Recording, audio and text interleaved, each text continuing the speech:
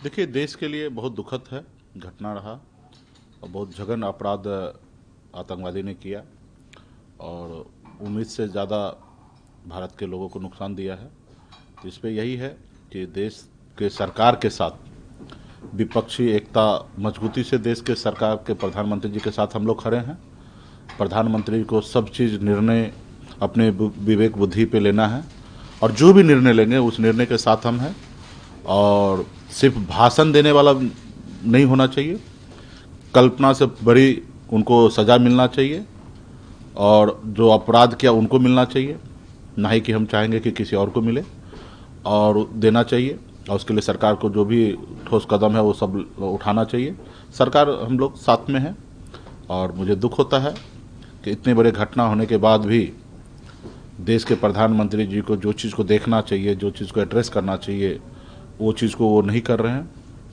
आँख के आंसू रुका नहीं, सूखा नहीं और बिहार आ गए थे रैली करने के लिए।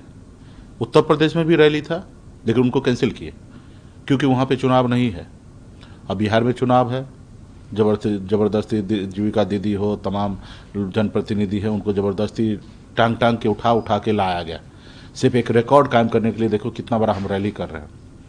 तो वो समय रैली करने का नहीं था। हम लोग का भी 23 तारीख को भी कार्यक्रम था लेकिन हम लोगों ने ड्रॉप किया और 24 तारीख को भी हम लोग ड्रॉप करने के लिए सोचे थे क्योंकि हम लोग मन बना लिए थे नहीं करेंगे। लेकिन जब देख रहे हैं कि देश के प्रधानमंत्री ही जब वो अपने कार्यक्रम कर रहे हैं तो भला हम लोग भी करें। तो मेरा आगे जो होना था तो हो गया, लेकिन आगे देश के प्रधानमंत्री जी को सही से करना चाहिए और जवाबदेही लेना चाहिए। किनका चूक है, किस लिए किस तरीके से कितना बड़ा चूक हो गया है, इसका जवाबदेही कौन लेगा। बिहार जब से मोदी जी की सरकार बने हैं 3900 बार अटैक हुआ है, जिसमें से 1000 से अधिक लोगों का जान गया है। 400 450 के आसपास में आम जनता का जान गया है। 600 से अधिक हमारे देश के सेना शहीद हुए हैं। तो ये जवाबदेही कौन लेगा। आप बोल रहे बड़ी बड़ी दावा करते हैं कि देश से आतंकवाद को कमर हमने तोड़ दिया, सारा चीज़ कर दिया। तो पिछले 11 साल में 1000 जान कैसे गया, 3900 से अधिक बार कैसे हमारे ऊपर अटैक हुआ है। ये सरकारी आंकड़ा है, मैं अपना आंकड़ा नहीं दे रहा हूँ।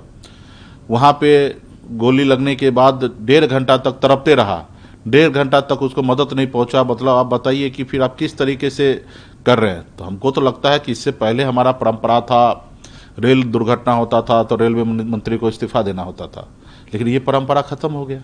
अभी जनता का डर ही नहीं रहा किसी नेता को। ये परंपरा बना रहना चाहिए ताकि इस तरीके से कोई भी घटना हो तो जो भी जवाबदेही व्यक्ति है वो सभी को दंडित होना चाहिए। देश के गृह मंत्री को स्वयं आके बोलना चाहिए कि हमसे ये चूक हुआ और हमको इस कुर्सी पर बैठने हम लायक नहीं है, हम उनको इस्तीफा देना चाहिए। या बताइए जो लोगों ने आज तक इस्तीफा दिए हैं क्या वो गलत थे। देश में घटना, यहाँ तक रेलवे का घटना हुआ, बताइए उसमें मंत्री का क्या रोल होता था। ड्राइवर कोई चला रहे, आगे कोई ट्रेन आ गया, उसके बावजूद भी लोगों ने, नीतीश जी भी इस्तीफा दिए हैं। ठीक है, ये लोकतंत्र का खूबसूरती था पहले, लेकिन अभी तो लोकतंत्र पे किसी का भरोसा नहीं है। अडानी अंबानी को अपना दोस्त बना लिए हैं। कोई बोलेगा तो उसको विधायक खरीद लो, कोई बोलेगा तो उनका सांसद खरीद लो, कोई बोलेगा तो उसको ख़त्म कर दो, विपक्षी को जिंदा ना रहे उसको सुरक्षा छीन लो, जो उनके सामने में जी हजूरी करेगा उनको Y+ सुरक्षा दे दो, Z+ सुरक्षा दे दो। यानी कि भारत सरकार का सुरक्षा मतलब ये कुरमुरा बना दिया। जो उनके जी हजूरी करेगा उनको सुरक्षा दे देता है, जो जी हजूरी नहीं करेगा सुरक्षा वापस ले लेगा, जो टाइट बोलेगा। जैसे मुझे खुश करने के लिए सुरक्षा दे दिया गया था, Y+ सुरक्षा दे दिया कि मुकेश सहनी मेरे साथ गठबंधन में आए। ठीक है, और जब मैं गठबंधन में नहीं गया और थोड़ा सा क्या चुनाव के टाइम में मोदी जी को बोल दिया, और बोल देने से ऐसा हो गया कि तुरंत हम मतलब पटना से हेलीकॉप्टर में उड़े और सीतामढ़ी में लैंड करने से पहले मेरा सुरक्षा विड्रॉल हो गया, बेगर लिखा पड़ी, बेगर कोई जांच, बेगर कोई प्रक्रिया। क्योंकि आप सुरक्षा देते हैं तो बहुत सारा प्रक्रिया है, उस प्रक्रिया के तहत सुरक्षा मिलता है और उसको विड्रॉल भी करना है, हटाना भी तो एक प्रक्रिया के तहत हटता है और हटने का भी एक है। एक ही झटके में हमारे पास कोई दुश्मन नहीं आ जाएगा और एक ही झटके में हमारा दुश्मन भागने जाएगा। हमारा अगर Y+ सुरक्षा है तो उसको कम करना होता है, फिर 6 महीने के बाद फिर कम करना होगा, फिर 6 महीने के बाद 0 कर दीजिए। ये एक प्रक्रिया है। अब अचानक हटा देना, क्योंकि हम आपके दुश्मन हैं, हम आपके हिसाब से चले नहीं, आपके हिसाब से लोकसभा में आपके साथ रहे नहीं, तो आपने हमको अपना दुश्मन मान लिया। तो देश में इस तरीके से देश नहीं चलेगा और नहीं चलना चाहिए। तो ये इस तरीके से तो हिटलर ने देश को चलाया था, बट हम नहीं चाहते कि संसार में कहीं कोई हिटलर पैदा हो। और विपक्ष का एक रोल होता है, जनता का आवाज़ है। अटल बिहारी वाजपेयी से पूछा गया, एक मीडिया के साथी ने, पत्रकार ने पूछा कि देखिए इतना अच्छा करने के बाद भी विपक्ष आप पे उंगली उठाते हैं, तो अटल जी ने जवाब दिया कि ये मेरा विपक्ष नहीं है, मेरा तीसरी आंख है, जो मैं नहीं देख पाता हूँ वो हमें बताते हैं, और जब वो बताते हैं तो उस पर हम ध्यान देते हैं और उसको हम करते हैं। तो मेरा विपक्ष नहीं है, मेरा तीसरी आंख है।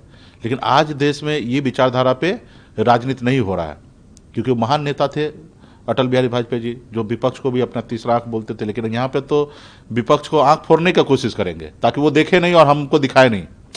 तो ये है, लेकिन समय आएगा, बदलाव होगा, और हम लोग ऐसे समय में लड़ाई लड़ रहे हैं जैसे हमारे पूर्वज ने अंग्रेज से लड़ाई लड़ा था आज़ादी के लिए। उसी तरीके से मैं मानता हूँ कि गरीब, पिछड़ा, दलित का हक के लिए आज हम लोग लड़ाई लड़ रहे हैं।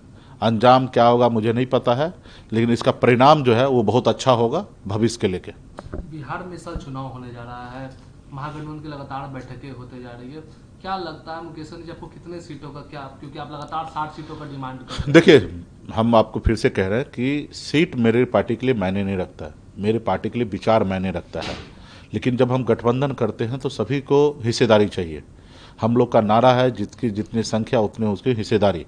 तो निश्चित तौर पे हमारी पार्टी का ब्लूप्रिंट है, हमारे पार्टी ने भविष्य के लिए एक रोड मैप बनाया है कि हमारी पार्टी भविष्य में कहाँ पहुँचेगी। तो उसके लिए हम लोगों ने राष्ट्रीय कार्यकारिणी में एक सम्मेलन में हम लोगों ने निर्णय लिया कि हमारी पार्टी 60 सीट पर लड़ेंगे, बाकी हमारे सहयोगी लड़ेंगे। हमारी पार्टी के डिप्टी चीफ मिनिस्टर होंगे, हमारे मछुआरा समाज के लिए योजना लाया जाएगा। तो बहुत सारे ऐसे 11 घोषणा हमने किया था जो हमारे राज्य के लिए, देश के लिए, मछुआरा समाज के लिए हित है, हमारे पार्टी के लिए भी है। तो इस पे हम लोग काम करेंगे। और गठबंधन में जब हम हैं तो हिस्सेदारी तो वीआईपी पार्टी को भी मिलना चाहिए, आरजेडी को भी मिलना चाहिए, कांग्रेस को भी मिलना चाहिए, लेफ्ट को भी मिलना चाहिए। तो हम लोग के पास सीट अच्छा खासा है, 243 सीट है, और हम लोग सब कंफर्टेबल हैं सीट एक दूसरे को देने के लिए, बांटने के लिए। सिर्फ जरूरी है सब गठबंधन के सभी साथी को ईमानदार होना पड़ेगा। जैसे जनता के प्रति हम ईमानदारी की बात करो, वैसे गठबंधन के लिए भी ईमानदार होंगे। तो सीट हमारे पास, सीट के लिए लड़ाई नहीं होगा। हाँ, यहीं पे जितना आपको खाना खाना है वो ना खा के दूसरे का भी हिस्सा खाने लगेगा तो निश्चित तौर पर लड़ाई होगा, और जब दूसरे का हिस्सा खाइएगा तो आपके लिए भी नुकसान है। ठीक है, तो यहाँ पे हम लोगों को किसी का हिस्सा नहीं खाना है, जिनका जितना हिस्सेदारी होना चाहिए उनको देना चाहिए।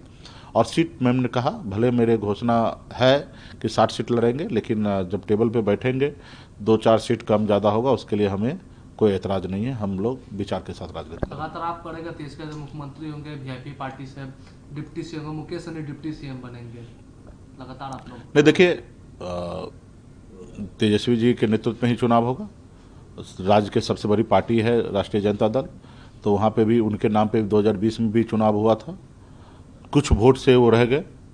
आगे भी उन्हीं के नाम पे चुनाव होना है। हमारे गठबंधन में उससे बड़ा चेहरा कोई है नहीं, तो इसमें कोई किंतु परंतु नहीं है। लेकिन इसका भी एक समय होगा, उस पर चर्चा होगा। रहा कि वीआईपी पार्टी के पास एक अपना वोट है। राज्य में जितने भी घटक दल है सभी लोग अपने अपने समय पर चुनाव लड़े हैं राज्य में अकेले। उपचुनाव जो होता है, और उपचुनाव में सभी पार्टी के पास अपना वोट बैंक कितना है, कौन क्यों देते हैं वोट, वो सबको पता है। तो हमारी पार्टी भी 3 बार उपचुनाव लड़े हैं, कहीं 25,000, कहीं 30,000, कहीं 10,000 वोट लाए हैं। उसी तरीके से चिराग पासवान जी की भी पार्टी लड़े हैं, उनको 3 बार कितने वोट मिला है। कांग्रेस पार्टी भी चुनाव लड़े हैं, आरजेडी भी लड़े हैं, हम पार्टी भी लड़े हैं पिछले 5 साल में उपचुनाव अकेले। तो सबका आप देखिएगा तो हम सबसे ऊपर है। अकेले की अगर बात हुआ तो हम सबसे ऊपर हैं, और यही आधार होता है। हमारे लोग वोट हमको क्यों दे रहा है, उसका भी रीज़न है, क्योंकि ये पार्टी जो है एक समाज के आंदोलन से बना है पार्टी, और वो समाज बिहार में 22 उपजाति से जाने जाते हैं, और 14% की आबादी है। सरकारी आंकड़ा भले 10% है, लेकिन हम लोग मानते हैं कि 14% है। और उन लोग हर बार वोट हमको दिए हैं, और एक रीजन के साथ दिए कि मैं अपनी पार्टी को खड़ा करेंगे, हमारा नेता मुकेश सहनी है, हम उनके साथ रहेंगे, मेरा नेता नहीं, मेरा भाई है, मेरा बेटा है, उस सोच के दिए हैं। भाजपा से भी टकराने का समय आया तो भाजपा के साथ हम टकराए हैं, और हर बार टकराया, भाजपा को हारना भी पड़ा है। ठीक है, तो एक उद्देश्य है कुछ लोगों को वोट देने का, उसी तरीके से देखा जाए तो राज्य में सभी पार्टी के पास जो अपना वोट है उसका एक उद्देश्य के साथ वोट मिलता है, तो उस उद्देश्य में हमारे वोट पे जो है खास करके सिर्फ आरजेडी और बीजेपी छोड़ देते हैं। तो इसके बाद अगर देखिएगा तो हमारे पास एक बड़ा उद्देश्य है। आज की तारीख में हम नीतीश जी से भी हमारे पास ज़्यादा वोट बैंक है और उद्देश्य है। आज नीतीश जी को वोट देने वाला कौन, कितने लोग बचे हैं? तो उस मामले में मैं तो गठबंधन होगा, सही से होगा और सबको सीट बटेगा, सही से बढ़ जाएगा, इसमें कोई लड़ाई नहीं होगा। महागठबंधन में सरकार अगर आती है तो इसके बाद मुख्यमंत्री बनेंगे, लेकिन आप कह रहे हैं कांग्रेस की तरफ से अभी तक ऐलान नहीं हुआ है। नहीं नहीं, सब हो जाएगा। सब कांग्रेस पार्टी नेशनल पार्टी है और बड़ी पार्टी है। देश का सबसे बड़ा पार्टी अगर भाजपा है तो दूसरे नंबर की पार्टी कांग्रेस है। तो इनके लिए जो भी बोलना है वो राहुल गांधी जी ही बोलेंगे। कांग्रेस में कोई पार्टी में कोई नेता इस तरीके से नहीं बोल सकते हैं कि सीएम कौन होंगे, डिप्टी सीएम कौन होंगे, कितना सीट पर लड़ेंगे। ये डिसीजन राहुल गांधी जी को लेना है और जब राहुल जी को लेना होगा तो आप लोगों के बीच में लिया जाएगा, ठीक है। या कोई उनके साथी अगर बीआप में होगा तो बगैर राहुल जी का कंफर्मेशन से कोई बोल नहीं सकते। तो वहाँ पे एक शिष्टाचार है, एक सिस्टम है, उस हिसाब से उनको डिसीजन लेना है। लेकिन भला हमारे इधर तो ऐसा है नहीं, सभी डिसीजन हम ही को लेना है। सभी लोगों ने राष्ट्रीय कार्यकारिणी में हमको कर दिए कि भाई हमारे नेता जो डिसीजन लेंगे उसको हम मानेंगे। तो हम बोल रहे हैं, हम ये नहीं बोल सकते कि हम अपने लीडर से पूछ के बताएंगे। तो ये हमारे पास है और भला हम नहीं बोलेंगे तो फिर कैसे दिक्कत हो जाएगा। हम तो ये नहीं बोल सकते ना कि हम किसी से पूछेंगे, क्योंकि पार्टी का लीडर ही हम हैं। तो हम इसलिए बोल रहे हैं कि तेजस्वी जी के नेतृत्व में चुनाव होगा, हमारी पार्टी का डिप्टी सीएम होगा। लेकिन अन्य पार्टी की अगर आप बात करते हैं तो वो उनको क्या है, सब चीज़ अपने आला कमान से पूछ के ही सब डिसीजन लेना है। तो इसलिए वो भी डिसीजन एक समय होगा तो लिया जाएगा। मुकेश सहनी डिप्टी सीएम बनेंगे अगर महागठबंधन की सरकार बनती है? हमारी पार्टी से बनेगी। मुकेश सहनी नहीं बनेंगे? हमारी पार्टी से बनेगी, ठीक है। अच्छा, कहा यह भी जा रहा है कि आप इधर बात कर रहे हैं, नेगोशिएट कर रहे हैं, लेकिन चुनाव आने टाइम आप एनडीए की तरफ चलेंगे, चर्चा ये भी चल रही है। ये लोग कुछ लोग हैं जो परसेप्शन बना रहे हैं। खास करके हम लोग गरीब पिछड़ा समाज से आते हैं। गांव में अगर अक्सर चोरी होता होगा ना, भले बड़े लोग करे चोरी, लेकिन टारगेट है ना गरीब लोगों को कर देता। देखो ये लोग चोरी किया होगा क्योंकि वो गरीब है, तो लोग पलट के इधर से उधर कर लेते हैं, लेकिन हमारे ऊपर आरोप लगाते हैं। अगर भाजपा लेंगे तो सबसे बड़ा गुनहगार भाजपा होगा। क्यों ले रहा है हमको? जब हमसे वो नफरत करता तो क्यों ले रहा है? हमारी तो हो सकता है कि मजबूरी होगा, हम छोटी पार्टी है, लेकिन सबसे बड़ा गुनहगार तो भाजपा होगा। जब भाजपा नीतीश जी के लिए बोल दिया दरवाजा बंद है, फिर भी नीतीश जी को ले रहा, तो सबसे बड़ा गुनहगार कौन? भाजपा। भाई नीतीश जी ही तो दूल्हा बनते हैं, तो भाजपा उनके साथ अटैच हो जाता है। तो भाजपा जो है वो गुनहगार है। और ऐसी कोई बात नहीं, परसेप्शन बनाया जा रहा है कि मुकेश सहनी है, गरीब समाज से आते हैं, ये जो बोलेंगे वैसा सुन लेगा, लेकिन ऐसा नहीं है। हम जो बोलते हैं वैसे करते हैं और हम अपने एजेंडा से पीछे नहीं हटने वाले हैं। लोग परसेप्शन बना रहा है तो अभी हम कुछ कर नहीं सकते, लेकिन मेरे अगर ट्रैक रिकॉर्ड देखिएगा तो हम बोलने में करने में कभी झुकते नहीं हैं। अंजाम जो होगा हम उसको परवाह नहीं करते हैं। हमने बिहार में रहकर, एनडीए गठबंधन में रहकर मोदी जी, योगी जी मुर्दाबाद बोले हैं। ये हिंदुस्तान का पहला आदमी है। सरकार में मंत्री रहते हुए हम भाजपा से लड़ लिए, तो हम अपने कुर्सी का परवाह नहीं करते, हमारे अपने विचार का परवाह करते कि हमारे लोग क्या सोचेंगे। क्योंकि हमारे लोगों को यही सोच है कि हमारे लिए आरक्षण की लड़ाई लड़ रहे हैं और मरते दम तक हम आरक्षण की लड़ाई लड़ते रहेंगे। ऑल इज वेल है महागठबंधन? एकदम उसमें कोई कहने वाली बात नहीं है। यहाँ तो घर परिवार वाला बात है ना, छोटा भाई बड़ा भाई वाला बात है। इसमें थोड़ा ज़्यादा कम क्या फर्क रहता, अपने लोगों के बीच में रहना है, तो इसका एकदम कंफर्टेबल है हम लोग।